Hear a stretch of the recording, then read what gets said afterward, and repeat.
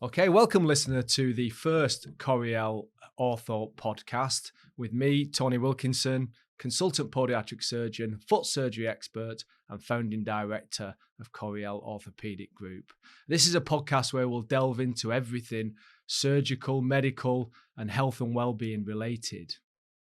Now, I'm joined today by my friend and colleague, Dan Morell, who is a consultant orthopaedic surgeon who specialises in hand and wrist surgery. So welcome, Dan. Thanks for inviting me, Tony. So I'll kick off, Dan. I mean, one of the funniest things that always get asked when I'm at any social kind of gathering, and it comes up the typical thing of, what do you do for a living then? And I say, well, I'm a foot surgeon. The question I always get asked is, why feet? Why did you pick feet out of all the things you could do? So I'll throw that question over to you, Dan. Why did you pick hands? I often think when I meet you as well, why feet? But for hands, for me, well, I think when you're going through medical school, you're trying to think, am I going to be a surgical? Am I going to be a medical doctor? And for me, I was always quite intrigued by the aspect of surgery. I didn't quite know which area of surgery I was going to go into. I was actually slightly put off by some of the orthopaedic surgeons in my year at medical school. But I think until I actually did orthopaedics, I thought I was going to be a bowel surgeon. Really? And then I did orthopaedics, and it's a little bit like DIY, really. Exactly. And I quite like DIY. I was the kind of kid that used to, if you accidentally dropped a bowl or a cup at home, I'd spend hours piecing it together with bits of super glue. And that's really what orthopaedics is like a lot of the time. It's about putting things back together. For hands, I wasn't sure which area of orthopaedics I was going to end up in. And it was only when I was actually doing knee surgery, the very experienced knee surgeon I was with was watching me close wounds, and with the kind of care and precision I was taking, he said, you know what, you'd make a really good hand surgeon. At first, I thought he was just taking the mick, because sometimes somebody that takes a long time to do something isn't particularly congratulated in the world of surgery. Yeah, that's true. But he was actually being very genuine, and when I went to do hand surgery, I thought, actually, I quite enjoy this. And I got the same feedback from my trainer at the time, saying, I think you'd make a really good hand surgeon. I think you've got the gift for patience and what's required to be a hand surgeon. And then I haven't really looked back since. I kind of thought, yep, I think I could do that. And then I qualified, got my FRCS in trauma and orthopaedics, and then did a hand fellowship in Derby for 13 months. And I've never looked back.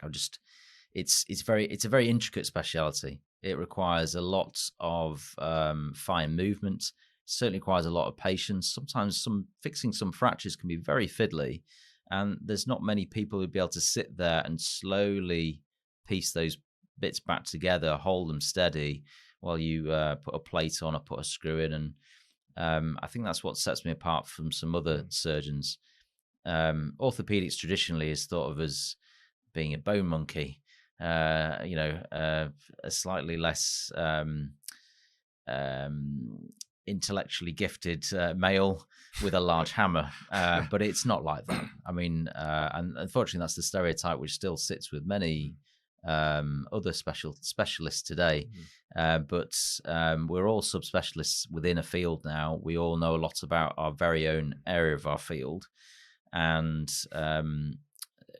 hand surgery is the gift that keeps on giving for me. It's interesting. I'm doing a different operation every day. Every patient's different, comes with a really complex set of problems. I feel like I'm Miss Marple most days in clinic. I'm trying to investigate and trying to work out what's going on. And often, and that's very satisfying. It's not just a case of a pain.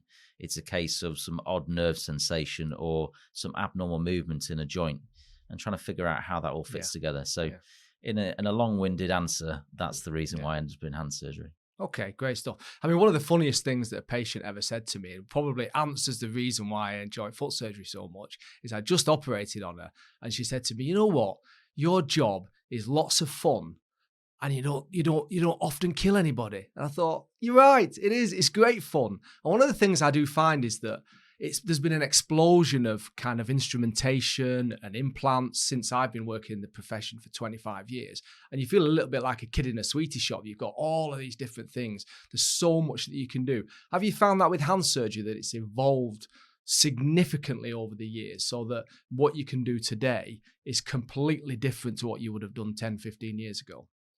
Yeah, patients are always surprised at what you can do. They often will come with a very deformed arthritic finger, and they think there's nothing that can be done.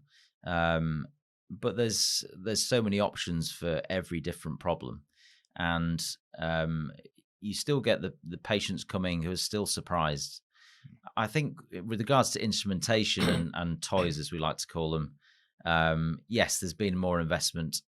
I think the problem with hand surgery is because it doesn't make the big money sometimes that big joint surgery does, that there's been less focus on it in the past. But certainly there have been massive improvements. Certainly over the last 10 years, the instruments have got finer. They're more designed for the subspecialist that wants to do intricate work. And especially like the field of microsurgery. And that's been around for quite a while, for at least sort of 30, 40 years. But the ability to have a microscope in your hospital, to be able to do that fine nerve work, to take a severed nerve, which is 0.6 of a millimeter thick, and actually stitch it back together to another nerve the same size. It's amazing, really, what can be done. And I'm very lucky to be involved in that specialty. So you're not the only profession that undertakes hand surgery. Plastic surgeons also do hand surgery. So where's the crossover between you and plastics? Me as a patient, when would I come and see you as an orthopaedic surgeon with a subspeciality in hand and wrist? And when would I see a plastic surgeon? Or does that not really matter? Is it just a general crossover? It's becoming more of a general crossover now. I mean, I think traditionally a lot of hand soft tissue surgery, so we're talking about nerves, arteries, tendons, was managed primarily by the plastic surgeons. And certainly in your training, traditionally, a hand surgeon in orthopedics would do more bony work. So if you had a fracture, if you had a wrist problem, it's most likely going to be managed by the plastic surgeon.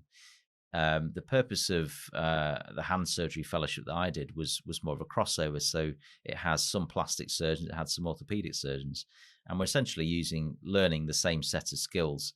I think the main thing that differentiates plastics and orthopedics is all to do with soft tissue cover and the number of people who are able to do your specialty within that hospital unit.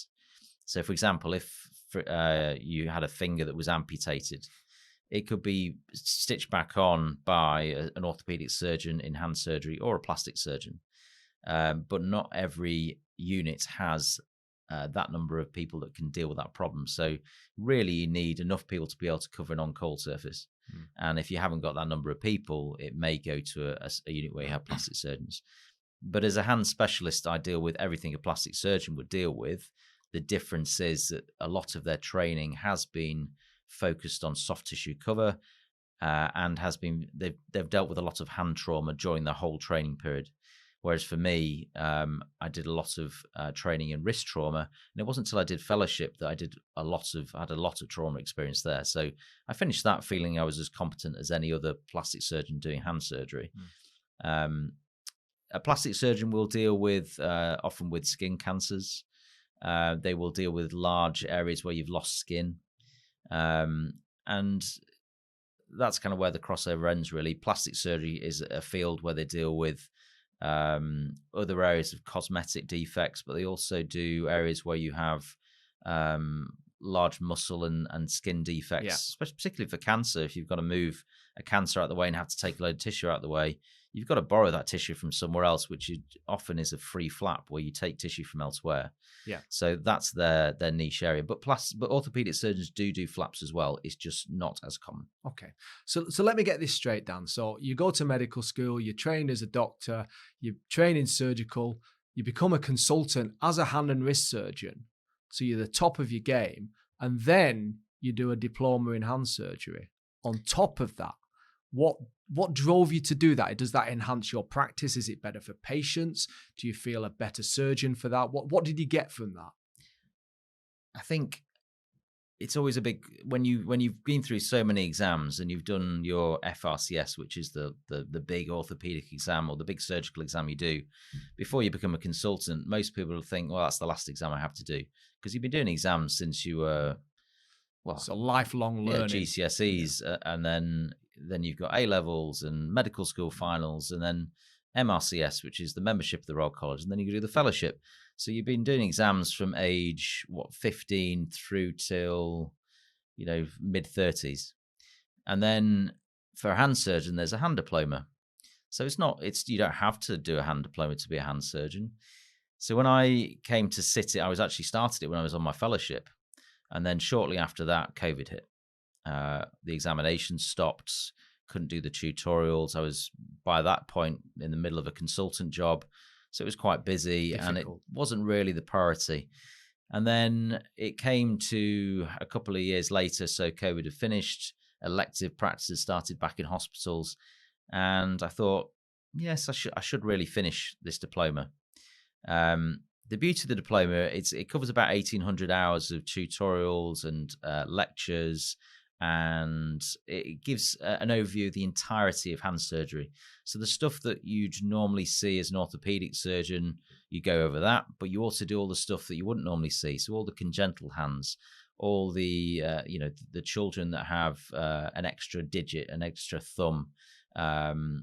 You learn about all of that and how you'd manage it. Now, I'm not necessarily going to be doing that type of surgery. It's good experience, yeah. But you see patients occasionally that come in as adults. I had a patient last year who came in with a congenital hand problem and had never seen anyone. Yeah. And so they'd arrived, and obviously the fact that I knew what it was and I knew what the treatment would be and I knew who to send them to was a great help for them and great comfort to them to know what the pathway would be, instead of me just scratching my head thinking, I've never seen this before. So for me, it made me feel that I have now got a full breadth of knowledge of the entire subject of hand surgery, and so that I can see anything, and I might not be able to operate in it because I might not have the experience in that niche area, but at least I'll know what it is. Yeah. And the other good thing about the hand diploma is I got to meet lots of people in plastic surgery, in subspecialist areas across the United Kingdom. So I've got a whole black book of phone numbers now and emails to send people to. So if I can't deal with a problem because there's somebody who'd be better to deal with your problem, then I know who to send you to. And I think that's really reassuring. It's what I'd want from my specialist. Yeah.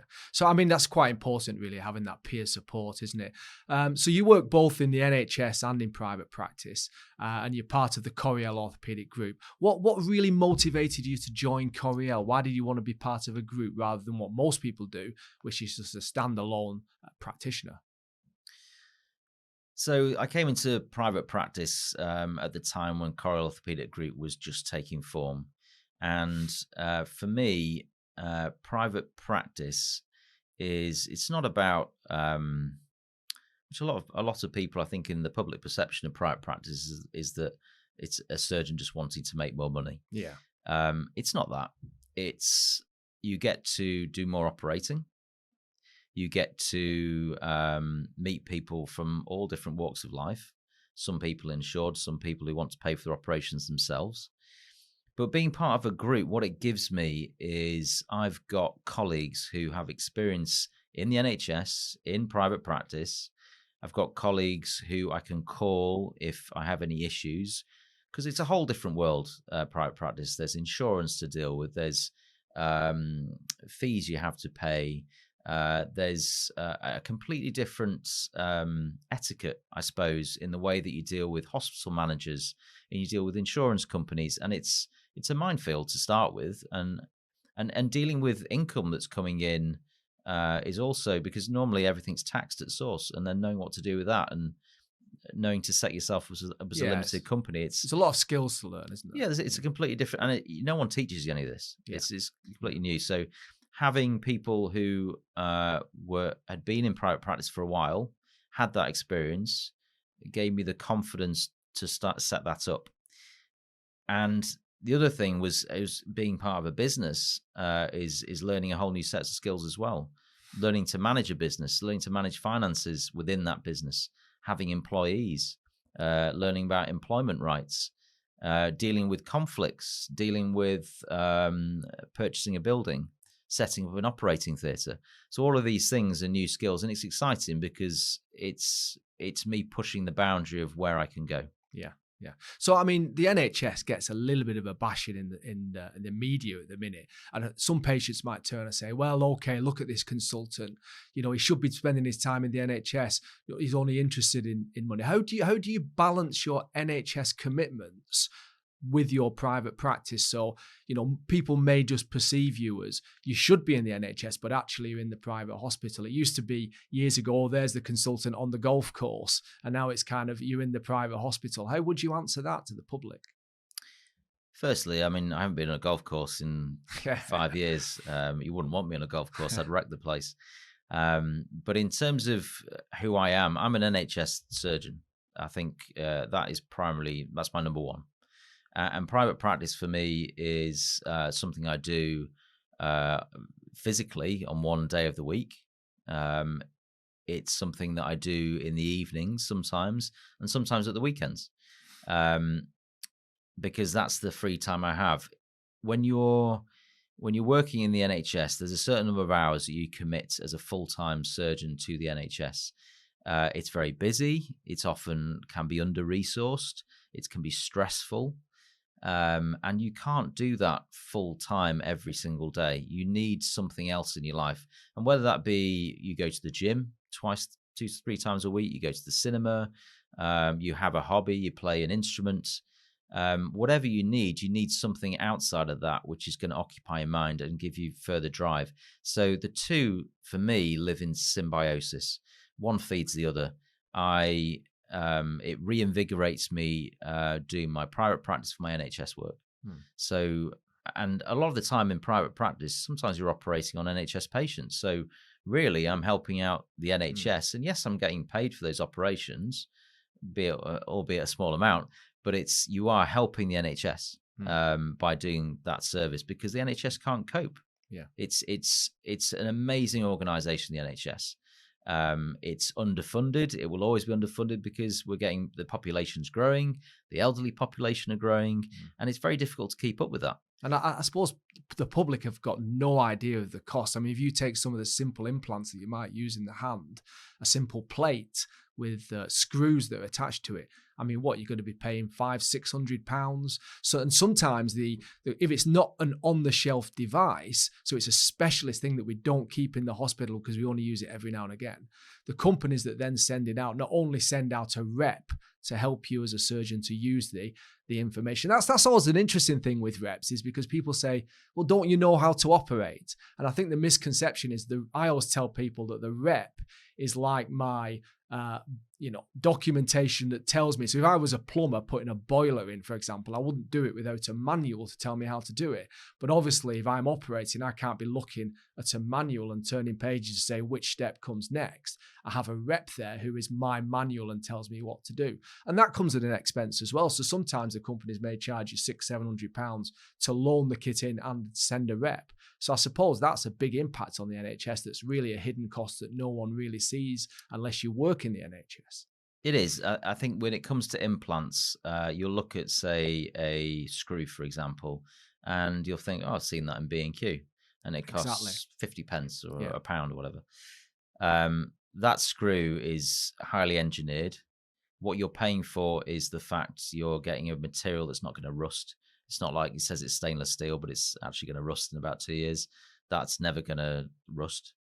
You've got an implant that's just highly precision made. So it's not like when you're putting a screwdriver inside say like a traditional Phillips head screwdriver, and you're doing that on a screw that's an implant in the body. It's not gonna cut out in the way when you're tightening it that it slips, and when the screw head just like burrs off. That they can happen, but it won't happen normally with a screw. And that's why the cost of that screw is there. It's also the research and the design and all of those costs that companies put in to making that material and that screw, and all the finishing process and the sterilization, and there's all that comes into making that one screw, which is why that one screw is £60-70. And so you can understand the cost from that side of things. But the NHS costs a lot of money, and everything in the NHS costs money. I mean, we often find that the NHS is sometimes a bit over a barrel in terms of what it can use and the companies it can use. For example, might cost £100 to change a light bulb in the NHS when Yeah. it shouldn't cost anything at all. Really, it should cost a matter of pounds, and it's just like that for everything. I mean, is there anything in foot surgery you find costs an extortionate amount for what you'd expect? It's all the same things. It's just the unbelievable expense. And I think if I look back on my career, I mean, I started in surgery 25 years ago now, which I know is unbelievable. And at that time, we had very few implants. And they were just ones that were old-fashioned. They kind of were just made out of surgical steel as opposed to the new titanium ones. They weren't engineered as well. And you could use them and pick them up for a lot less money. I mean, a tenth of the price of what an implant would cost now. But the fundamental difference is that the engineering has changed so much is that there's less chance of these problems, the screws backing out or causing problems like that, which requires a second operation. It gives more stability so I can allow patients to start getting back to normal quicker. I mean, if I take, for example, a midfoot fusion, so sometimes we'll fuse the bones together in the midfoot, and normally 25 years ago, patients would have been in a below knee cast, non-weight bearing for 6 to 8 weeks. Now I don't need to put them in a cast and I can get them walking and back into a trainer after 2 weeks. So for me, that's really changed. And I did struggle with it initially in the change of cost, because I was kind of running a budget at the time and looking at the cost of one implant over another. And I had to justify to myself, why would I change? Because if the old-fashioned implants worked, why would I change to these modern expensive ones unless there was a real benefit for the patient? But the benefit for the patient for me was early return to weight bearing and early return to activity. And that has a number of positive effects on the body. It reduces the risk of things like blood clots. It allows people to keep their physical strength so they're not losing muscle mass. I mean, if you put someone in a cast for 6 weeks, the calf muscle just deteriorates away and then requires a lot of physiotherapy. So all of these add-on costs that you had because of the old-fashioned implants have kind of like moved on a little bit now that you don't get those because of the modern types of implants. And that's really where I sit now with those. I mean, when you look at podiatry, and I think there's often the public perception of podiatry is probably different to what the reality is, especially for you. Yeah. The reality or the perception of the public would be akin to an advanced chiropodist, which obviously, podiatry is nothing like that. Yeah. Or they may think of podiatry as just to do with fitting insoles. Yeah. Or fitting things that, make their bunion a bit easier. Yeah. How do you think, where do you think that misperception comes from? I mean, it's like any kind of profession really, isn't it? Because I think with podiatry, you've got high street podiatrists who, are trained to do foot care. And that's the kind of chiropody type thing that they can do. And I suppose when people think about foot problems, it's difficult for people to imagine what goes wrong with the foot, isn't it? Unless you have a physical problem yourself. It's difficult for them to say, well, what sort of thing? Is it just hard skin and corns and verrucas? That's kind of what comes to mind because that's the common perception of what it is. So that's a very low level type treatment. And so when you start talking about reconstructive surgery, then people automatically think, well, that must be someone who's an orthopedic surgeon or somebody at that level. Well, the profession of podiatry has grown over 50 years where there's still confusion about it because it's the public don't understand exactly. And even if I tell people exactly what it is, there's still confusion there because ultimately they're not really invested in what it is. It's just that might be interested, but they move on as quickly as you've told them and then they forget. And so they don't know. So there is this kind of difficulty. And we've all struggled with identity really. And I suppose that then also gives us a problem because we struggle with identity. We also now struggle with recruitment in getting podiatrists into the profession to actually go and train in that standalone profession. And one of the biggest problems we face now is that we are looking potentially over the next couple of years because of retirements of losing 2,000 to 3,000 podiatrists off a register of only around 12,000. And with the increase in medical problems such as diabetes and the significant impact that has on the foot. I mean, there are more patients in hospital with foot problems with diabetes than any other reason for diabetes. And again, it's one of these things that people don't understand and don't recognize. So we've got a major issue that if we don't have enough podiatrists, we're not going to have enough podiatrists to treat the high-risk foot. Never mind all of the other MSK things and surgical problems that come along. So we are on a real, area where we need to expand as much as we can and try and get people to understand exactly what we do. So moving on, in terms of things I see in the clinic, patients tend to come to me with foot deformity, and there is a cosmetic element to that.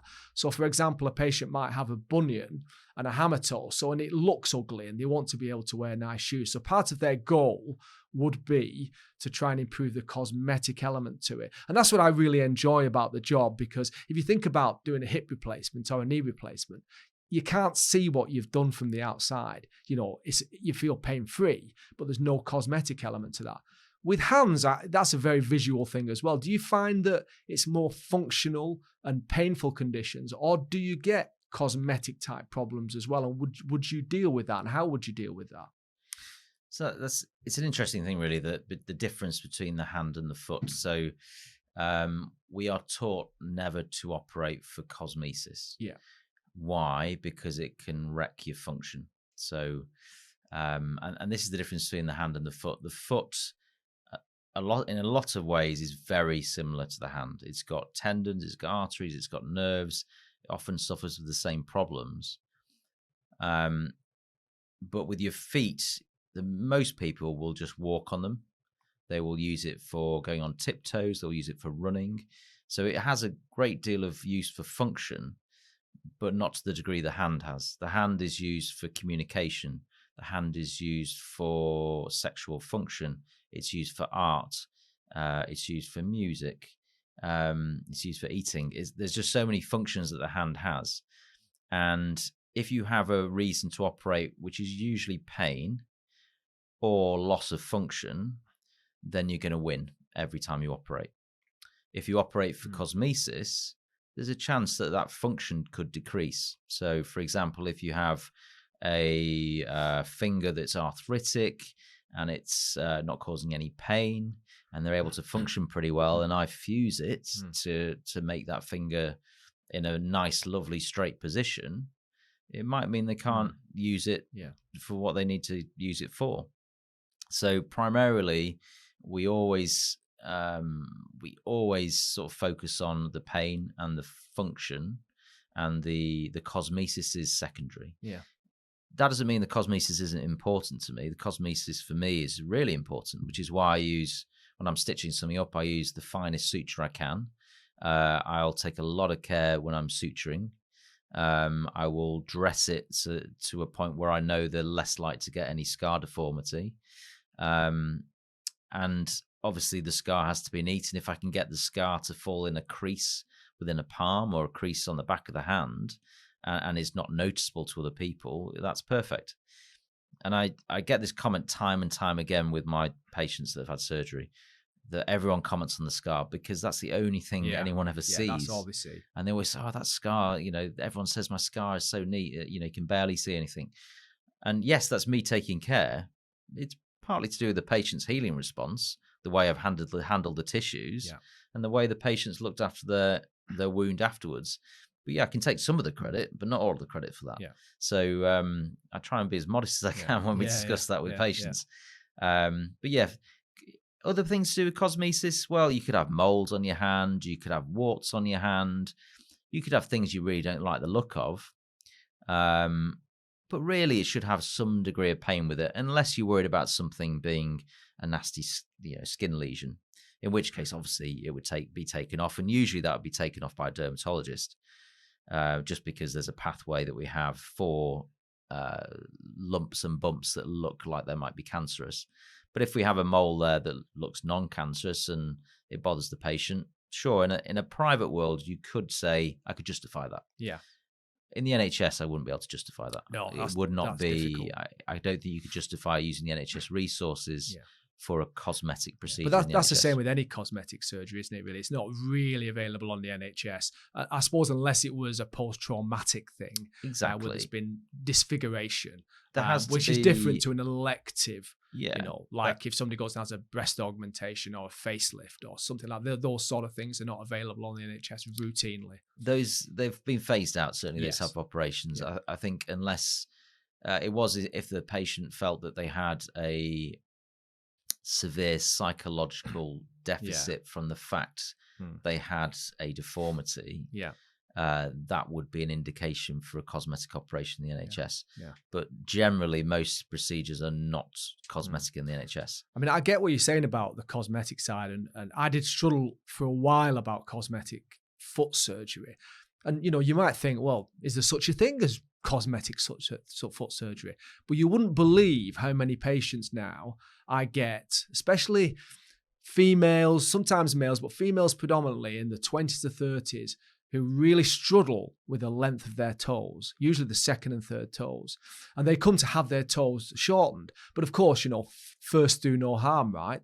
That's what you've got to try and think about. And I do struggle with the fact that, if you do shorten a toe or do something cosmetic and you start off with 0 pain and you end up with pain at 3 out of 10, which on the whole would be a good outcome for most operations, they're worse off. And from a consent process, that's really difficult to juggle. So you've got to make sure that the patient fully understands. But it is interesting. I mean, I'll give you a little story. I had a guy in his mid-40s, had a long 4th toe, and it affected him so much that he refused to go on holiday.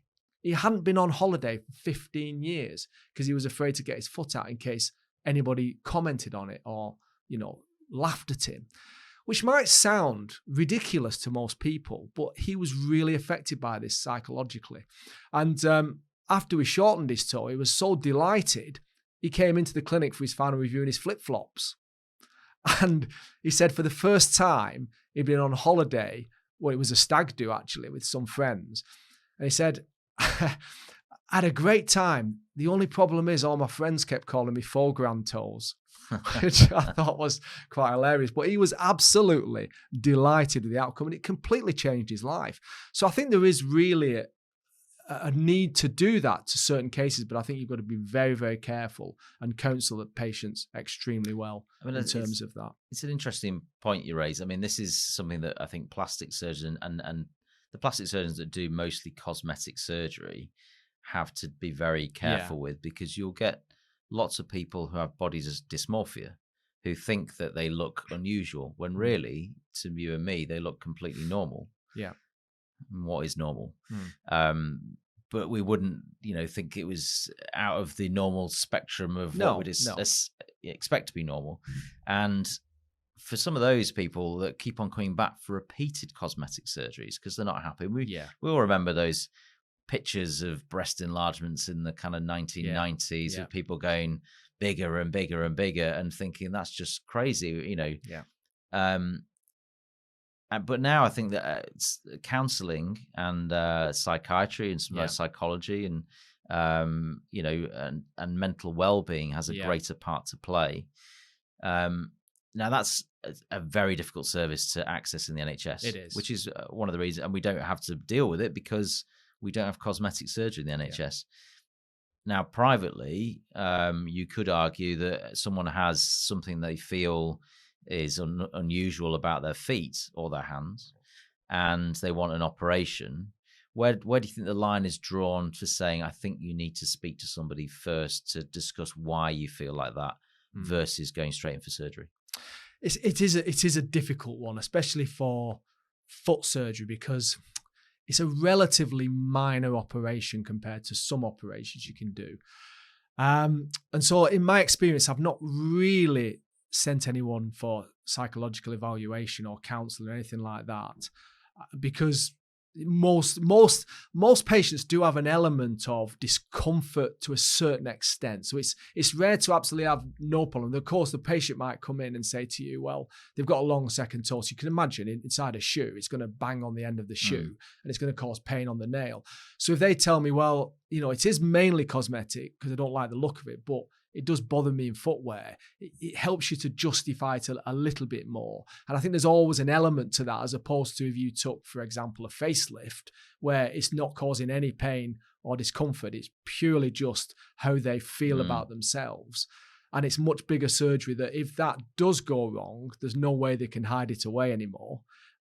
That would be a more difficult situation, I think, to try and deal with psychologically. And I think the other side of it is, if you turn around and say, right, I think you should see somebody for a psychological assessment, what's going to happen? The patient's going to go to someone down the road, and that person may not have the same ethical consideration, and then they're going to have the operation anyway. So it's a really difficult field, ethics in cosmetic surgery, but it's an interesting one. And we also, on our website where we do this, we talk about cosmetic foot surgery.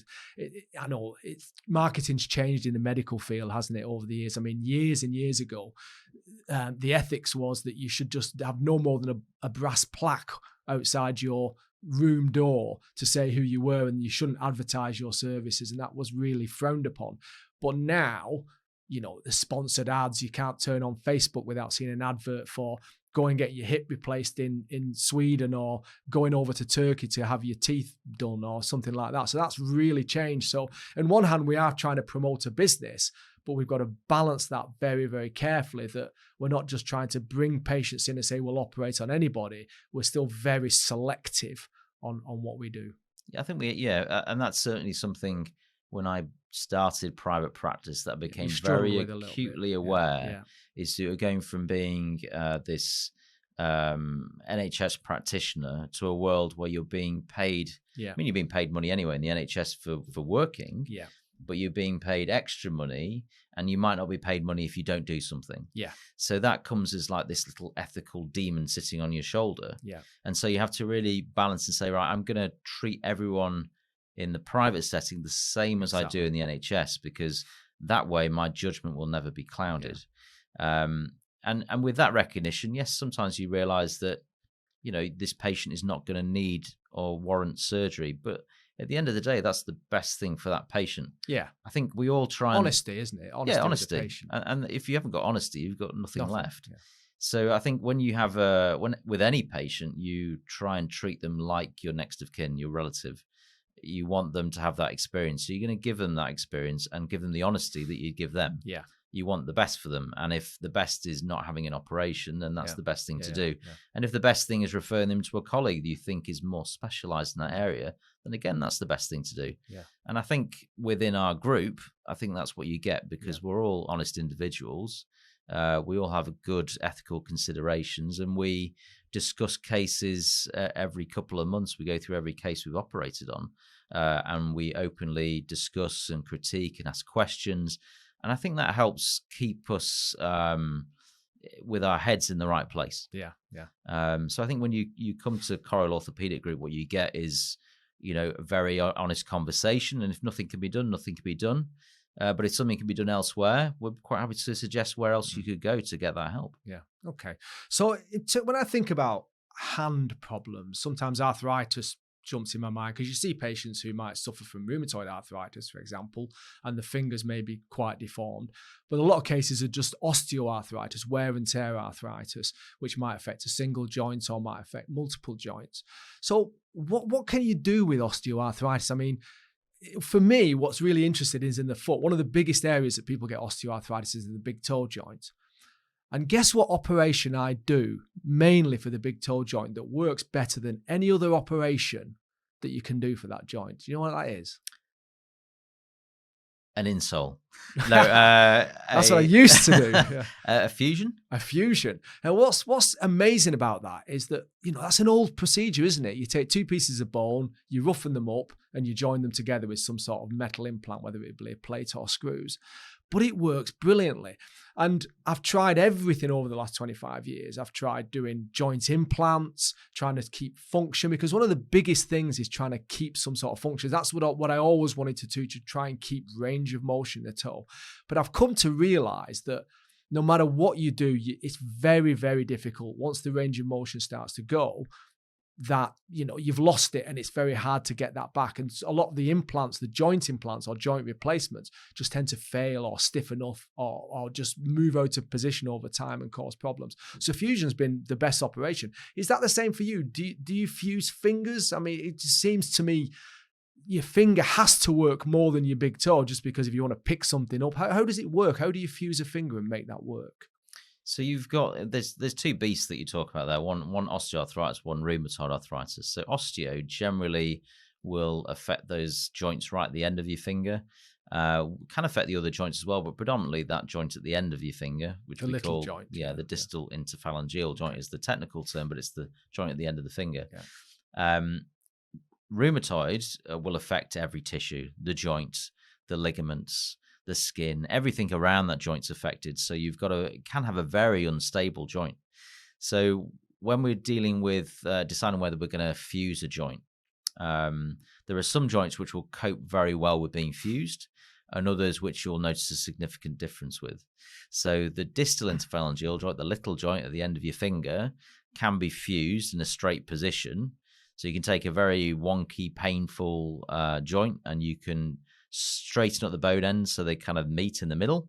And then you can pass a little screw or a wire between those two bits of bone ends. And after about 5 weeks, those bone ends will fuse together. So when you look at the function of somebody that has a fusion of that, they can still make a fist. Yeah. They just can't tuck the finger end into the palm.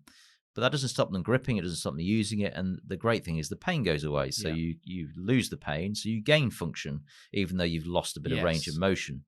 Now, there's other joints in the hand, like the what you typically class as your knuckle, which is the MCP joint, or the metacarpal phalangeal joint.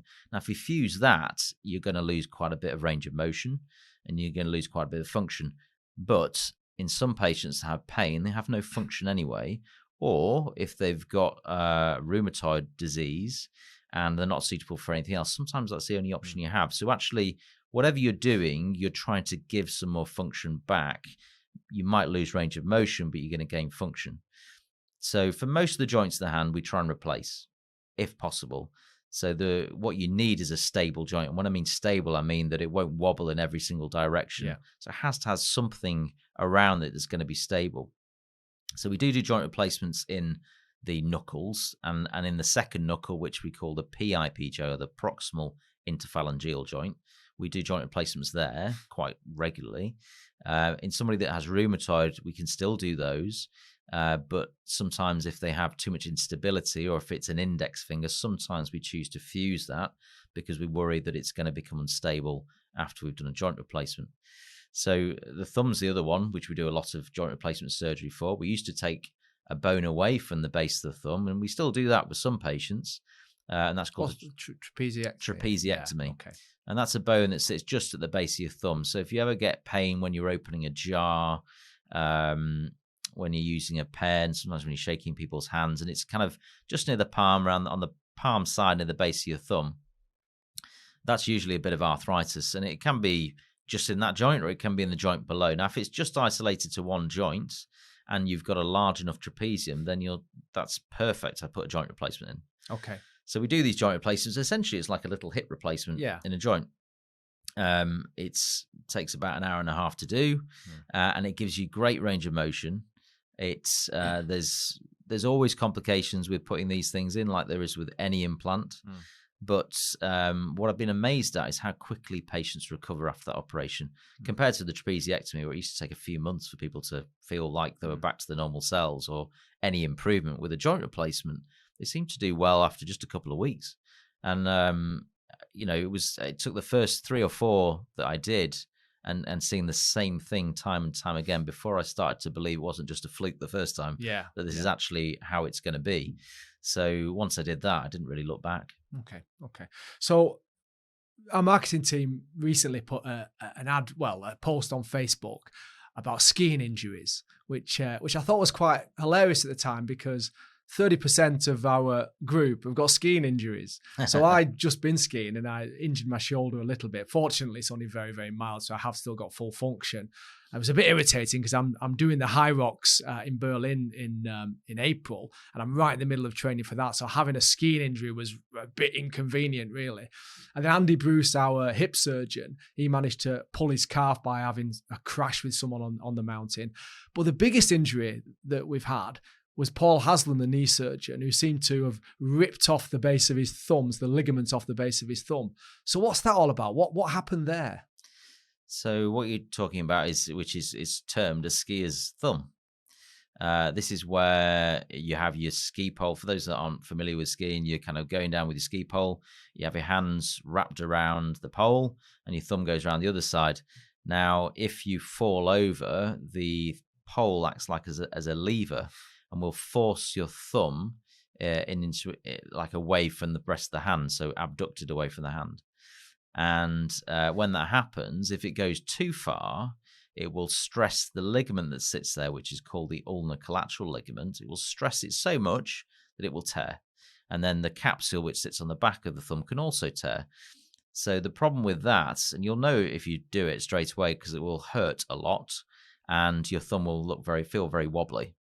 And the problem with that is you can never then grip anything. Like if I wanted to grip my cup, I need stability at this joint here for that to be possible. Especially if you want to hold a big pint glass, you can't hold it. So what we do in that scenario, and sometimes you've just sprained it, and that's a great scenario for you have because it just needs to go in a splint or a plaster. Usually after 5 weeks healed enough, and that's it. But unfortunately, in some people, they tear it completely and the thumb's unstable. And unfortunately, the ligament, when it goes into that position and the joint bends into that weird position, the ligament gets pulled away from where it came from and sits on top of another layer of tissue. And it can't find its way back to its original position. So the only way to fix that is to actually open up that layer, put it back, and put what we call anchors, which are tiny little screws or little bits of stitch that go inside the bone and then stitch the ligament back to where it should be. And that gives you stability back to your thumb. So it's a really common injury. It's often missed. We get loads of patients who come with this 5-6 years after the injury and it just was never right. And sometimes it's just a really bad sprain and it's a bit loose, but they never sought treatment for it. So if you ever have an injury like that, you see someone early, we assess it, and you might be one of the lucky ones that just needs a plaster or a splint. If you're unlucky, you might need a little operation. But it has good results if you operate on it early, and that gives you back your thumb stability and then back to a life of skiing. Yeah, I mean, certainly Paul seemed to be back at work operating after 6 weeks, so he did incredibly well. Well, he's a very motivated man. And I suppose that is important, but patients' motivation following surgery can vary so much. Some people seem to just drag on forever recovering. I do wonder whether there is a psychological element to that. It depends how they are as a person in terms of, how they deal with these sort of problems. But he's a very motivated person, so he did seem to recover very rapidly. Yeah, I think he was quite aggressive with his physiotherapy. Because he's in the field, he knows it's important to get moving early, and he was keen to get back to work. So I think that kind of combination is the perfect patient. Everyone experiences pain differently. If you are someone that is sensitive to pain, it might take you longer to get back to having function, to movement. Some people are anxious and might feel that it's too early for them to get moving. They're worried about getting pain. So, and some people have function that wasn't great beforehand. So everyone's different. Everyone does take different time to recover. Some of it is psychological, certainly. Some of it is, is to do with the injury and the way that patient deals with pain. Yeah. Okay. And I noticed on your video bio that's on the Coriel website, you talked about you were particularly interested in nerve dysfunction. So what sort of nerve dysfunction is that? When nerves are just being trapped and you get a carpal tunnel type problem, or are you talking about where somebody gets a nerve palsy or a dropped wrist or something like that? What sort of things do you see with that? So nerve pain is like a toothache, kind of electric shock type pain. It's horrible, right? Yeah, it's horrible. It's like toothache kind of. It's not nice. And that can come from a nerve anywhere in the body. A lot of obviously, most of the problems I deal with, it comes in the arm. So it can be from an entrapment. So an entrapment's where you've got a structure which is designed initially to hold that nerve in place, is been compressing that nerve because it's thickened, or because there's been an injury there, or because there's a problem with the blood supply to the nerve locally. So that's what we're talking about when we talk about carpal tunnel or cubital tunnel, which is a problem with the ulnar nerve. So that's the more common side of nerve problems. So what we do is we decompress them. Sometimes we move the nerve into a different position so it's more comfortable in that area, and you often will see an immediate improvement in blood supply to that part of the nerve. The other nerve problems we deal with, if someone's had an injury before. So some people, people cut themselves all the time. They have fractures. A nerve can get damaged during that. It can get damaged during previous surgery. And sometimes people just have a very tender scar and don't know what the problem is. But if you tap on the scar and it causes like an electric pain, then it's usually a nerve problem where the nerve's been injured. So I deal with all that sort of compass of nerve problems. And sometimes all that's needed is just to release that nerve from the scar tissue that surrounds it. Sometimes if you've got a really damaged bit of nerve in the middle and all it does is cause pain, you can actually, under a microscope, you can actually cut that nerve and remove the damaged part and actually stitch the nerve ends back together. That works quite well. It works. It gets rid of pain. Okay. But if you cut through a nerve, any nerve, you're going to have some degree of loss of sensation. Yeah.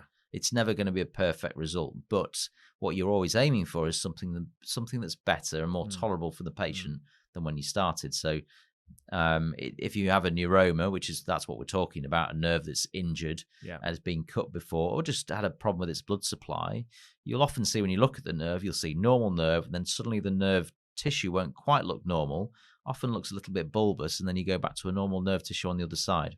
Right. So we call that a neuroma in continuity. It's a nerve which is kind of tried to heal itself, but it's just a big massive scar tissue. And that's because those nerve ends weren't right next to each other. They were kind of in the vicinity and they had to try and find each other again. Yeah.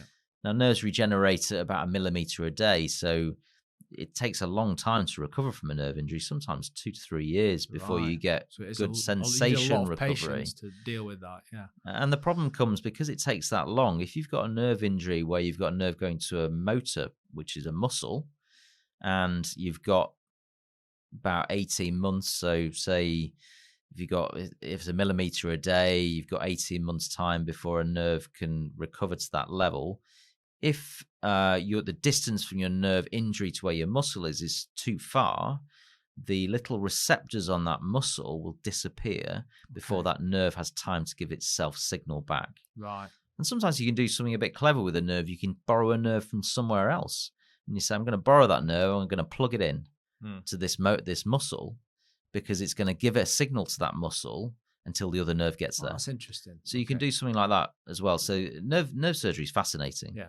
And there are, there are complex nerves we call the brachial plexus, which is a big group of nerves that come out of your neck and go down into your arm, where there's all kinds of amazing surgery that takes place with nerve transfers. You can take nerve from elsewhere. You can chop a piece of nerve out from your leg. You can flip it around. You can use it to plug a gap in a nerve. So there's lots of amazing things you can do with nerves. So it's a fascinating world. It takes a lot of patience and it requires really good visual field. So we will use either high-powered lenses called loupes, or we'll use a microscope to do that kind of work. Okay. So I've found as I've got older, especially in the last few years, that every night I'm getting numbness, especially in my little finger and my ring finger.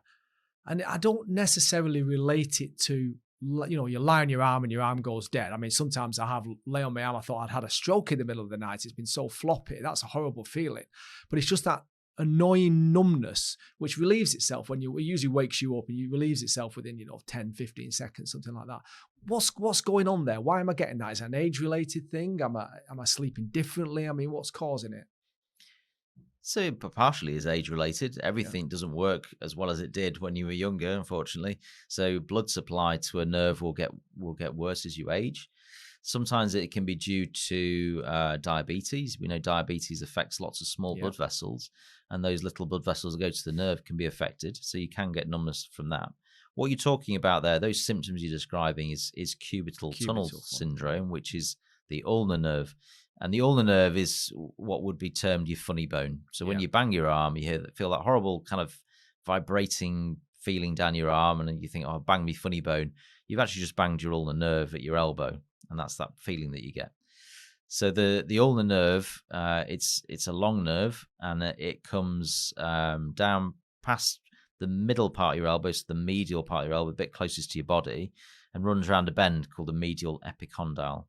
And because it does that, when you flex your arm, that nerve gets tighter.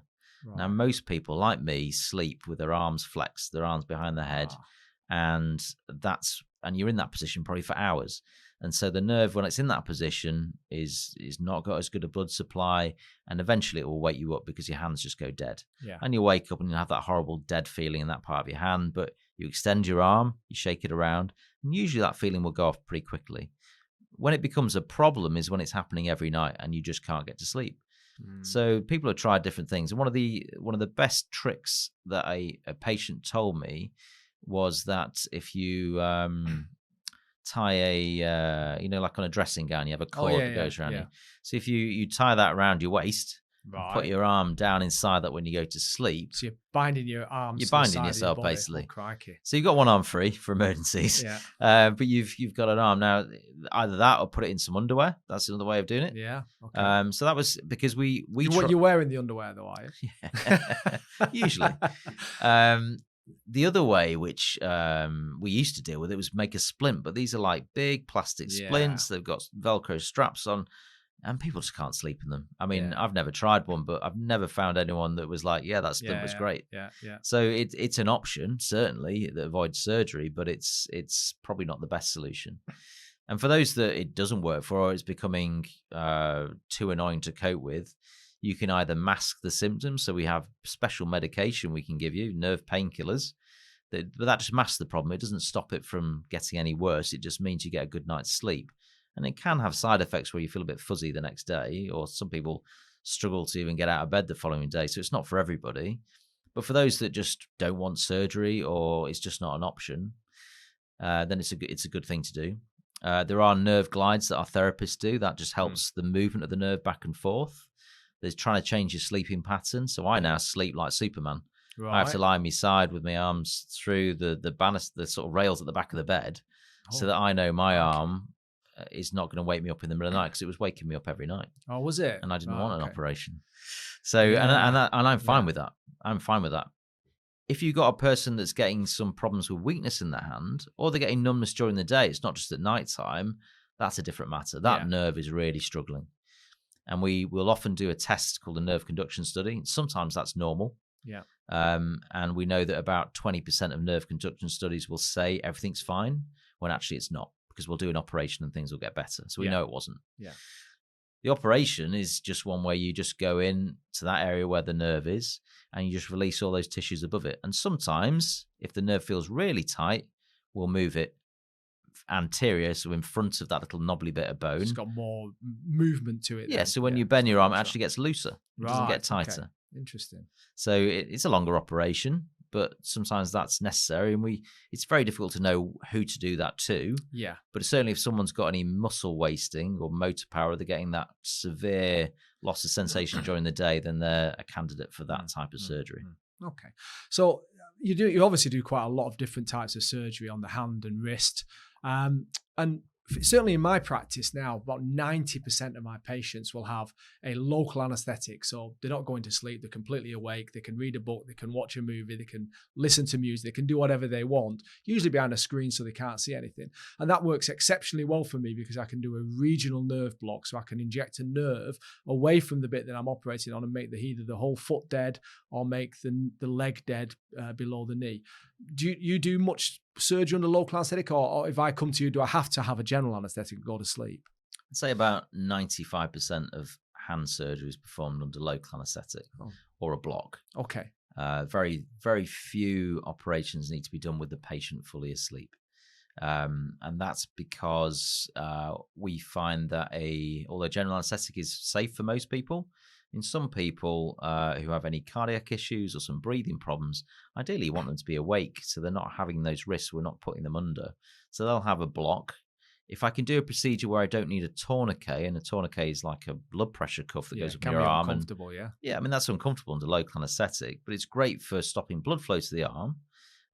Because if I'm doing intricate work around a nerve, I really need a very clear field where I can see everything. Yeah. In patients where I don't need that, I can do it under local anaesthetic only. And I put a bit of adrenaline with the local anaesthetic and I inject a large volume to the area I'm going to operate on, leave it for about 25 minutes, and you'll have an almost clear field where there'll be a little bit of blood, but not much. Enough to be able to operate carefully and have a good enough field. Yeah. So with that part of surgery, it's called Wallant, which is wide awake local anaesthetic, no tourniquet. Okay. And that's been around for probably 10 years, but it's certainly something that's been popularized. When I started as a consultant, people were still having some people were still doing carpal tunnels under general anaesthetic. Yeah. So now that seems a very odd thing to do. Yeah. Everyone has it under local anaesthetic, and certainly when I started, everyone was having it under tourniquet. Yeah. And since I started and took this technique, which was a new technique to me, and I found that no tourniquet means no pain. It doesn't hurt after 10 minutes, and everyone's always really surprised at how little their operation hurt. I mean, sometimes when we're injecting with the local, it's uncomfortable. Yeah. Well, normally it's uncomfortable. When I do it, they don't even know the needle's gone in. All right. So what are you doing differently to everybody else? What's your secret? So as a trainee, I just used to do what everyone else did. Just drill up the local, put a blue needle on, and put the needle in. And yes, it hurts, but it's just part of the process. And then I learned from there's a chap called Donald Lalonde, who's a Canadian surgeon, who's the one who really popularized the Wallant technique. And he shows you how you do it without causing any pain. So there's lots of techniques you can use. One is you choose the finest needle you can. So we use a 27 gauge needle, which is usually grey in colour. When 27 gauge just means it's really thin. Yeah. So it's the thickness, not the length, that's the issue in terms of pain. It's a long needle, but it's the thickness. It's how many nerve endings you're hitting with the bevel of that needle when you go into the skin. Secondly is the type of anaesthetic used. So lignocaine is a very safe local anaesthetic. It's short acting, but it stings when it goes in. If anyone's ever had local at the dentist, it hurts when it goes in. So you can, and that's because it's quite an acidic mix. So you can take some bicarbonate, and you usually put 1 ml of 8.4% bicarbonate with 1% lignocaine, with 10 mils of that, and that will buffer it slightly. So it's still an acidic solution, but it'll be less acidic. Yeah. And I also mix that with some adrenaline. And sometimes that comes pre-mixed, and sometimes I have to mix that myself. And usually that's in a volume of about 1 in 200,000.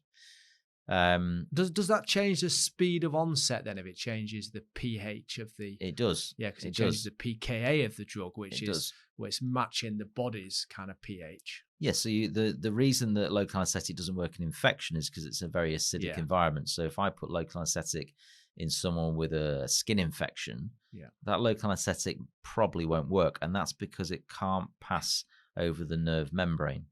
So what the reducing the acidity does is changes that environment. So with bicarbonate, you can inject around infection. It will work. Yeah. Not to the same degree as if they didn't have an infection, but it still works. Yeah.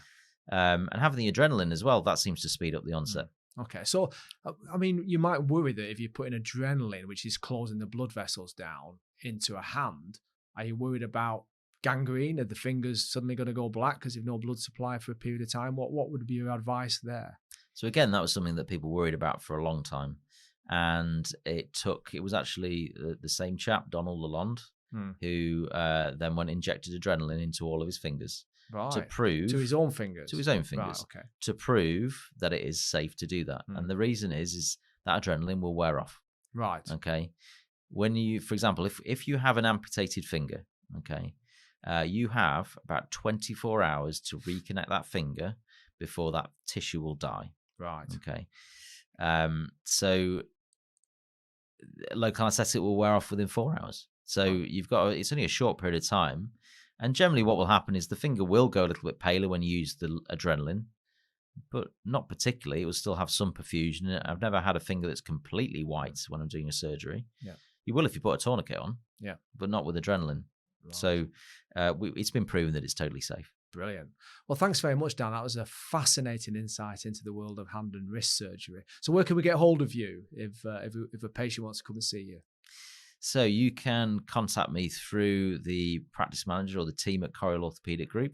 So we have a website, www.corielortho.com, or you can Google us. We're on the internet. Yeah. And you can make a phone call and make an appointment.